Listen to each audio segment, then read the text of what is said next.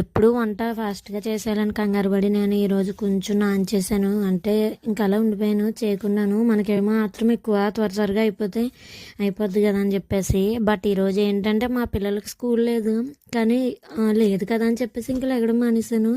కానీ మా బావకు డ్యూటీ ఉంది, అదే నాకు పెద్ద తంట. మా బావకు కూడా ఏ షిఫ్ట్ అయితే సరిపోను, మార్నింగ్ వెళ్ళిపోను. కానీ మా బావకి 8 o'clock డ్యూటీ అవ్వడం వల్ల ఇంకా ఖచ్చితంగా టిఫిన్ లంచ్ అన్నీ వండాలి, ఎందుకంటే అతను క్యారేజ్ పెట్టాలి కాబట్టి.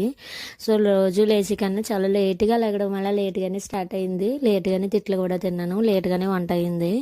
ఒక పక్కేమో మా బావ వెళ్ళిపోతున్నాడు అని చెప్పేసి కంగారు అయితే, ఒక పక్కన కంగారు ఇంకా ఆఫ్టర్నూన్ రారు ఆయన, ఎందుకంటే అక్కడి నుంచి రారు, ఏదైనా ఫంక్షన్ అయితేనే వస్తారు. ఇంకా మామూలు టైంలో రారు కాబట్టి ఇంకా ఖచ్చితంగా బాక్స్ పెట్టాలి.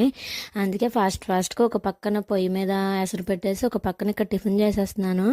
మీరు అందరికీ హ్యాపీ ఉగాది అండి, అది చెప్పడం మర్చిపోయాను. అందరికీ తెలుగు సంవత్సరం శుభాకాంక్షలు. అందరూ బాగా ఉండాలి, అందరూ హ్యాపీగా ఉండాలి. మీరు నా కోసం విష్ చేయండి. మీరు ఏ గాడ్ని ప్రేయర్ చేసుకున్నా పర్లేదు, మీ జీవితాంతం హ్యాపీగా ఉండాలి అంతే. Video bye bye.